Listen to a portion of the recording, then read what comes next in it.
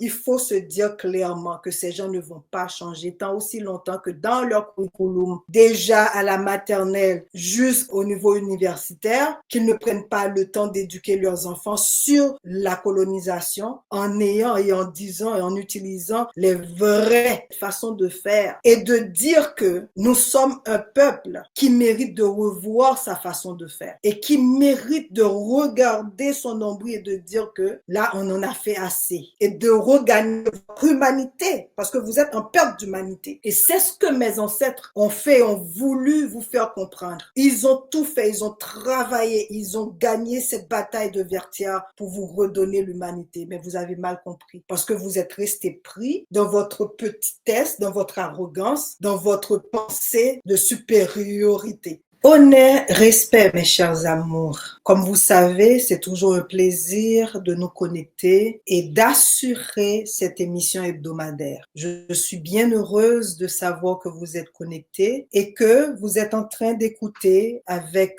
toute l'attention du monde cette émission qui se veut une émission, pas de protestation, pas de frustration, non plus de dénonciation, parce que il nous semble que certaines personnes, certains groupes de personnes décident que c'est normal de jeter le venin sur toute une population et de se montrer comme les donneurs de leçons, comme ceux qui comprennent tout, qui ont toute la vérité et qui peuvent se permettre de regarder les gens avec mépris.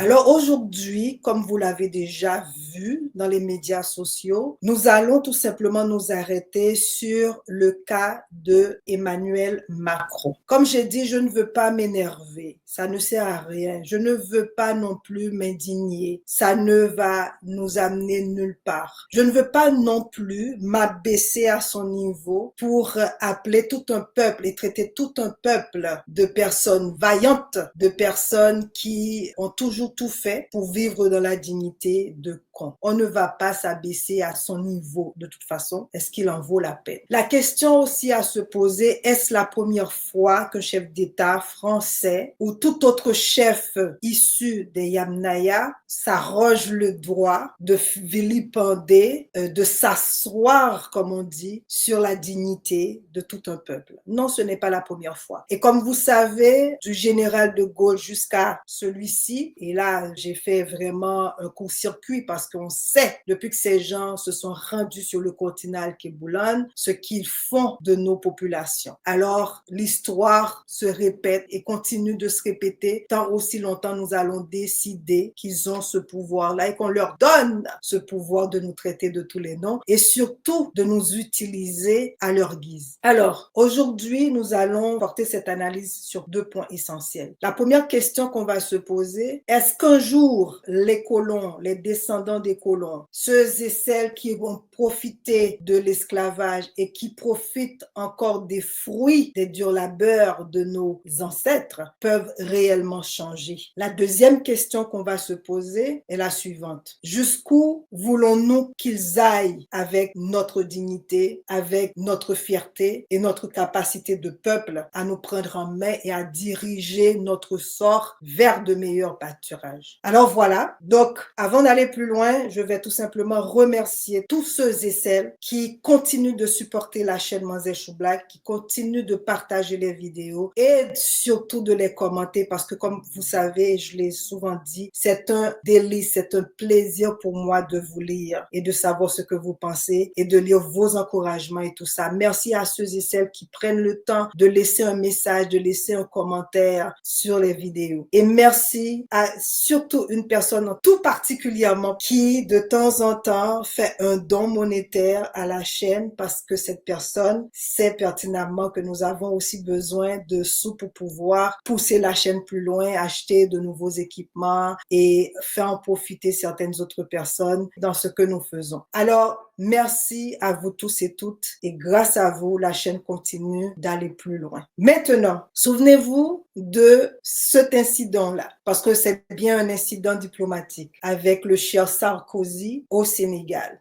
Car elle est l'appel à la raison et à la conscience universelle. Le drame de l'Afrique, c'est que l'homme africain n'est pas assez entré dans l'histoire. Le paysan africain, qui depuis des millénaires vit avec les saisons, dont l'idéal de vie est d'être en harmonie avec la nature, ne connaît que l'éternel recommencement du temps, rythmé par la répétition sans fin des mêmes gestes et des mêmes paroles. Dans cet imaginaire où tout recommence toujours, il n'y a de place ni pour l'aventure humaine, ni pour l'idée de progrès. Dans cet univers où la nature commande tout, l'homme échappe à l'angoisse de l'histoire qui tenaille l'homme moderne. Mais l'homme reste immobile au milieu d'un ordre immuable où tout semble être écrit d'avance. Jamais l'homme ne s'élance vers l'avenir. Jamais il ne lui vient à l'idée de sortir de la répétition pour s'inventer un destin. Voilà. Vous l'avez entendu, hein? C'est pas passé. Il a eu le culot, cet individu-là, au lieu de se reprendre parce qu'il a vu qu'il a fait une boutade. Il a vu qu'il a été irrespectueux envers tous les peuples issus du continent Al-Kéboul. Cette arrogance-là. On sait tout. On est des Occidentaux. Soi-disant, on est des gens qui mettent tout notre espoir sur la science, sur la technologie. Donc, puisque c'est le cas, et ils oublient d'ailleurs que bien de gens ont contribué à cet avancement technologique-là proviennent de notre continent Al-Kéboulan ou issus des groupes afro-descendants. Mais ils oublient ça. Parce que non, ça, c'est pas nécessaire. L'arrogance qu'ils ont, d'ailleurs, ils se sont attribués de toutes les recherches, de toutes les avancées. Donc, maintenant, ils peuvent se dire être maîtres du monde et décider d'humilier, de passer la dignité de plein de gens sous leurs pieds et ça va comme ça. Maintenant, il n'est pas le seul. Vous souvenez-vous de ce Macron-là? Je vous laisse écouter. Là, ce qu'ils ont fait, le Premier ministre était super, il est défendu, ils l'ont viré. C'est terrible, c'est terrible. Moi, je ne peux pas remplacer. Ils sont complètement cons. Ils n'auraient jamais dû le sortir. Le Premier ministre était formidable. Voilà, c'est un mec qui décide de parler de n'importe quelle façon à ses aînés, de les toucher, parce que monsieur est très tactile, de parler avec une arrogance démesurée, de se penser être beau, extraordinaire, intelligent et de sortir toutes les méchancetés, toutes les niaiseries qu'il juge important de sortir. Parce que pourquoi? Il sait qu'il n'y aura pas réellement de conséquences. Et c'est d'ailleurs pour cette raison-là que Trump a décidé lors de ses 2 mandats, il était en pleine élection, il a décidé de passer comme ça en dérision et de sortir des mots irrespectueux envers tout l'Afrique, tout le continent Al-Kéboulan ainsi qu'Haïti. Et il sait que ça c'est nous. Nous allons tout simplement chialer, nous allons tout simplement envoyer toutes les pétitions du monde et à travers le monde. Mais à part ça, qu'est-ce qui va arriver d'autre? Parce que certains d'entre nous aiment tout simplement être là auprès d'eux et se prendre en photo et tout le reste peut passer. Alors voilà la circonstance, voilà ce qui se passe et voilà ce qu'il continue de faire, de nous piétiner, de passer notre dignité comme ça en l'air et de continuer à aller chez nous comme si de rien n'était. Vous voyez, il a fait une tournée dernièrement pour le G20. Il s'est rendu, je crois, en Argentine, si ma mémoire est bonne. On l'a tout simplement oublié parce que le gars, certains peuples ne lui donnent pas non plus de raison d'être. Certaines personnes ne s'intéressent pas à lui parce qu'ils voient que c'est tout simplement un homme qui veut se montrer, un homme qui pense qu'il est extraordinaire et qui décide de sortir les méchancetés, les railleries, les sornettes tout le temps. Et malheureusement, ça passe. Et ce gars-là, ce monsieur Macron, comme j'ai dit, je ne vais pas m'abaisser à son niveau. On se rappelle combien il a été là derrière Biden à vouloir avoir une conversation avec le gars qui s'en foutait loyalement. Donc, il sait avec qui il doit s'adresser d'une certaine façon. Il était là comme un chiot là derrière Biden pour avoir une conversation et même vouloir le toucher. Et Biden qui lui dit, wow, là, écoute là, tu vas me parler, mais écoute là, il n'y a pas tout ce friendship Le friendship zone là, ça va pas aller jusque-là. Donc, c'est cet individu qui va maintenant se penser si magnifique et qui va sortir ce mépris avec une attitude hautaine qui va sortir que le peuple haïtien est carrément un peuple de cons. Voyez-vous quelque chose? Et c'est là la question, la première question que j'ai posée. Écoutez des journalistes qui pensent faire mieux que lui et qui sortent certaines expressions. Et ça m'a si amusé de voir dans quelle mesure ces gens ne comprennent rien. Leur manque d'éducation, leur manque d'égard envers les autres, leur manque de compréhension de l'histoire. Parce que même ceux et celles qui ont étudié, qui ont bac plus je ne sais pas combien de maîtrise, de doctorat, quand tu les écoutes parler de la situation et des relations des Yamnaya avec le continent Alkebulan ainsi que toutes les autres colonies, on dirait que leur cerveau ne fonctionne pas correctement. Alors écoutons cet extrait-là de ces journalistes qui essayent maintenant de recadrer la chose, mais qui sont tout autant de schnout que leur propre président. Écoutons. Autre sujet, on va parler de notre président à nous, qui a l'habitude d'avoir de temps en temps, je dis bien de temps en temps, ce qu'on appelle communément le franc-parler. Alors écoutez ce que dit Emmanuel Macron à propos des Haïtiens qui voilà, on devrait avoir le son bientôt. En fait, il a dit les Haïtiens sont complètement cons. Nouveau dérapage d'Emmanuel Macron. C'est quand même un exploit. C'est quand même assez voilà. C'est un exploit d'arriver alors qu'on est en retrait. Il y a toute une explication d'abord, et puis voilà. Il est en retrait. Il est en retrait totalement depuis la dissolution. Et depuis qu'il a laissé le champ politique à Michel Barnier, et il arrive quand même à faire parler de lui pour des mauvaises raisons. J'ai fait quand même une petite liste, parce que ça m'a amusé, des dérapages d'Emmanuel Macron, des dérapages linguistiques, on va dire. On a eu évidemment traversé la rue. Au moment de la crise, pour trouver un emploi. On va trouver un emploi, moi je traverse la rue, j'en trouve un. Exactement, on a eu ceux qui ne sont rien, pour parler des gens qui gagnent le SMIC. On a eu très récemment une expression absolument lunaire sur Al-Andalus et sur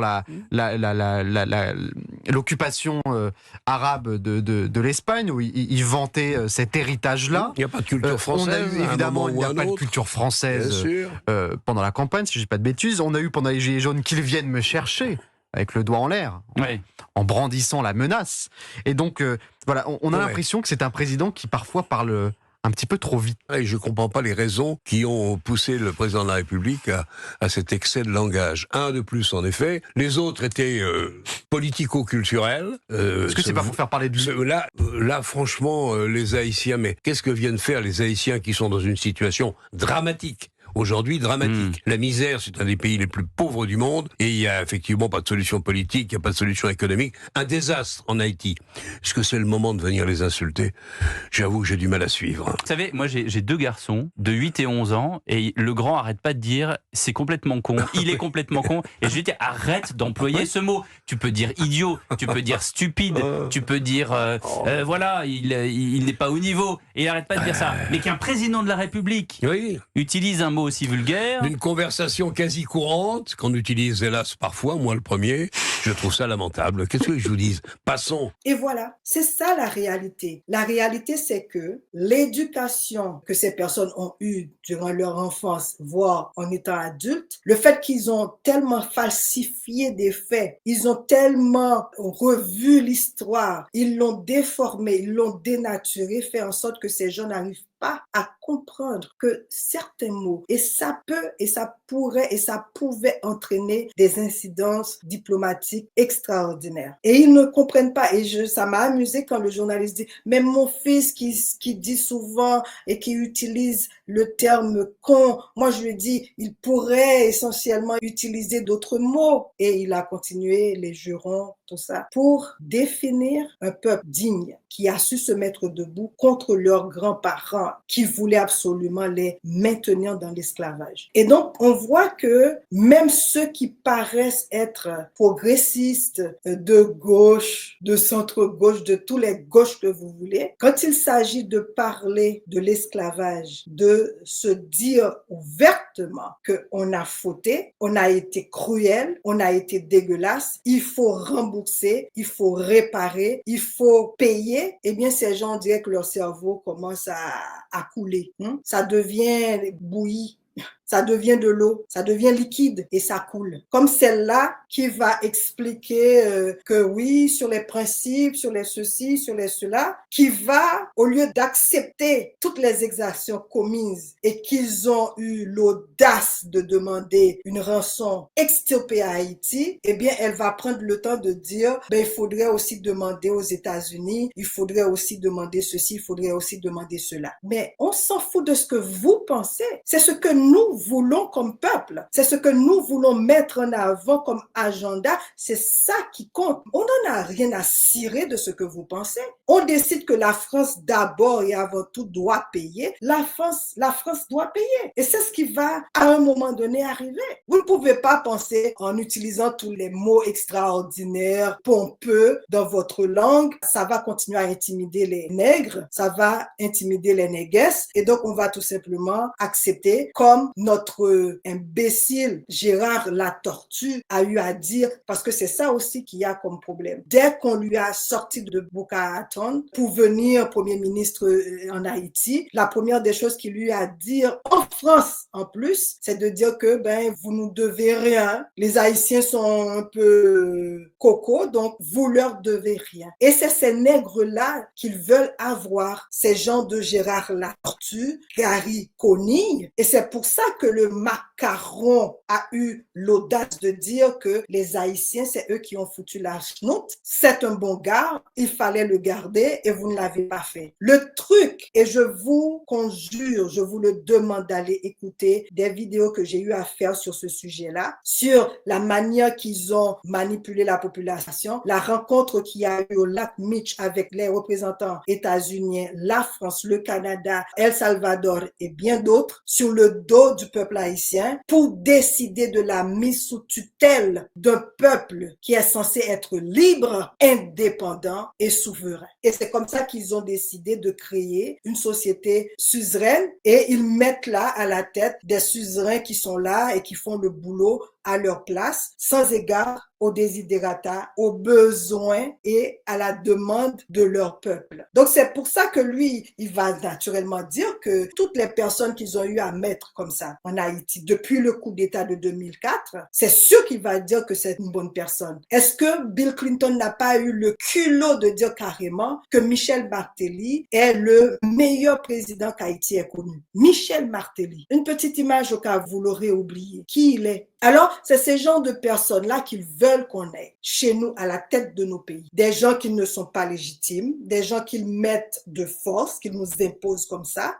Ils mettent des milices à l'intérieur même du pays. Ils organisent ça correctement. La peur dans le ventre. Les gens sont traumatisés. Ils terrorisent leur population pour pouvoir faire ce qu'ils veulent avec la souveraineté des peuples. Ils ont eu à le faire dans presque tous les pays du continent al-Kiboulon. Je le dis parce que c'est important de comprendre ces ponts que j'essaie d'établir tout le temps. Parce que, au cas où des frères et des sœurs africains peuvent se vanter, vous voyez, nous, on n'est pas aussi vieux en indépendance que vous, et qu'est-ce que vous avez foutu parce que vous n'avez encore rien compris. Pour ceux et celles qui posent ces genres de questions, et même des Haïtiens d'ailleurs qui posent ces questions parce qu'ils sont déconnectés avec la réalité, ils sont déconnectés avec l'histoire. Et comme ils achètent bien l'idée que, il faut oublier ça du passé, il faut se fixer vers l'avenir, alors qu'ils continuent d'avoir les mêmes comportements, la même attitude hautaine, la même arrogance, de nous imposer des puppets, de nous imposer des individus qui ne sont pas élus et qui ne sont pas respectés et n'ont pas de la notoriété chez eux. C'est ça qu'ils font tout le temps. Comme ça, ils peuvent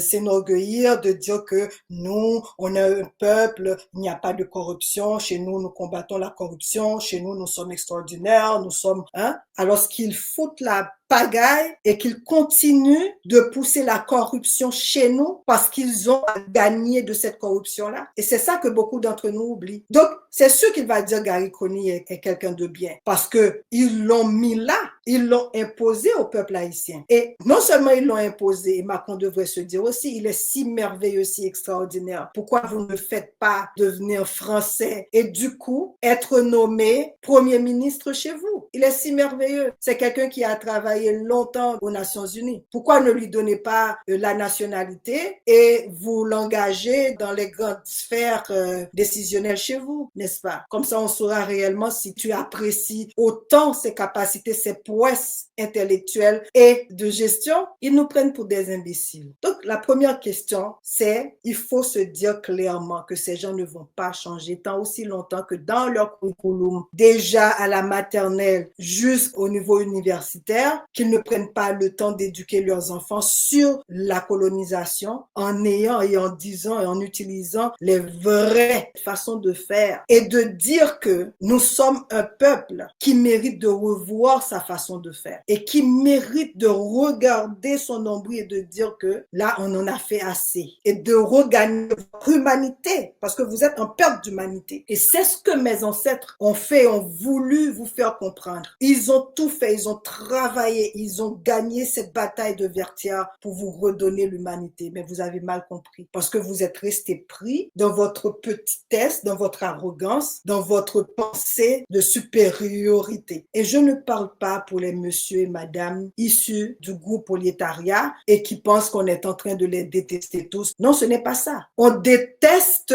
la politique colonialiste, suprémaciste de vos gouvernements. C'est aussi simple que ça et on le dénonce. On dénonce cette politique-là. On la dénonce avec toute la force, toutes nos entrailles, toutes nos capacités. On ne la veut plus. Et maintenant, la deuxième question, à savoir, qu'est-ce que nous pouvons faire? Parce que vous êtes habitués à me voir et à m'écouter maintenant. Vous savez, je ne bois pas cette eau de simple personne qui va s'inscrire dans la plainte, dans l'indignation, dans le dans la victimisation. Ce n'est pas mon genre. J'ai pas été éduquée comme ça. Mais une chose certaine, c'est que l'Occident comprend la force et on la voit tout le temps. Ils vont persécuter les gens qu'ils pensent n'auront pas la capacité de se lever et de se mettre debout face à eux. Ils vont sortir des mots comme ceux-là que le Macron a carrément eu à sortir, que ces journalistes qui pensaient régler la chose, donner une tournure beaucoup plus... Ils me font rire ces gens-là. Très sincèrement, ils vont continuer à garder cette façon de faire, cette attitude belliqueuse, cette attitude irrespectueuse envers nous, tant aussi longtemps on ne se met pas debout et face à. Ils osent parce qu'on n'a pas mis de frein à leur manière de faire. Donc, ce que je propose, c'est de ne plus passer notre temps à signer des pétitions sur des conneries comme ça. J'oubliais, il y a le certain ministre des Affaires étrangères, je crois, haïtien, qui a convoqué leur ambassadeur. La lettre est là. Et le gars n'a rien dit. L'ambassadeur a juste dit, de ce que j'ai compris de la lettre, que on va continuer à démontrer notre support au peuple haïtien. Aucune excuse. Et c'est là que je vous dis, ça ne sert à rien de faire semblant de vouloir régler les choses, de faire des grands discours, de dénoncer, de faire tout ça. Ils vont continuer à le faire, ils vont continuer tant aussi longtemps nous l'acceptons. En temps normal, on aurait pu faire comme Israël l'avait fait avec le chef de la sécurité des Nations Unies. Il l'a carrément déclaré persona non grata. L'ambassadeur français en Haïti, si on était un peuple libre, si on avait encore notre souveraineté et notre liberté et notre dignité, on aurait pu prendre ce gars-là et lui dire va-t'en chez toi, on veut pas voir ta face. Mais on n'a pas ces hommes-là, on n'a plus ces femmes-là, on n'a plus cette capacité-là parce qu'on a décidé qu'on ne vaut pas grand-chose, on a décidé que ces gens peuvent nous sortir n'importe quoi, on a décidé qu'ils peuvent nous marcher dessus. On va tout simplement dire,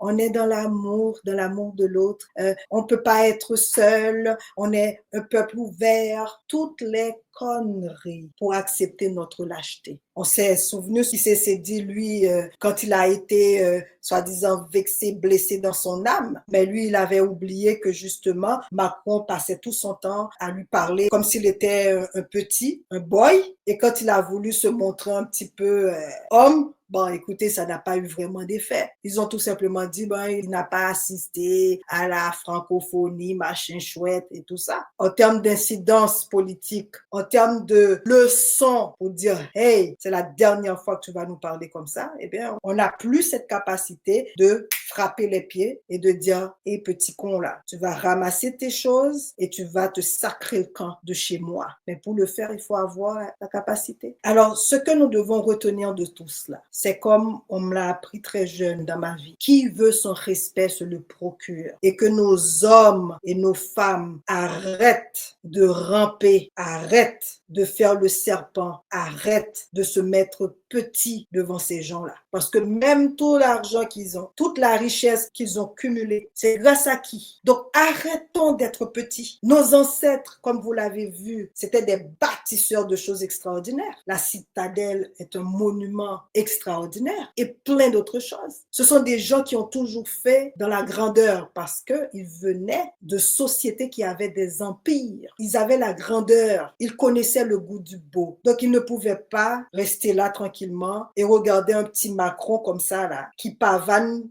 et qui essaie d'avoir des amis, mais qui n'arrive pas à avoir des amis parce que il n'a pas le caractère pour attirer des gens réels vers lui. Et on le voit avec le chef d'État combien il est maladroit. Il sait pas où se tenir, comment se tenir. C'est un gars qui est insignifiant. Donc si nous avons fait le travail qu'il fallait, le travail de mémoire, le travail où l'on met en avant la dignité, la justice, la capacité à tous les niveaux. Pensez-vous qu'on allait accepter un gars comme Macron qui fait d'ailleurs pitié, qui fait honte à son pays, à son peuple, nous sortir une telle connerie, une telle imbécilité, une telle connerie. Alors voilà. Est-ce que vous savez à combien de milliards, on parle en milliards, s'élève la dette de la France envers Haïti? 40 milliards.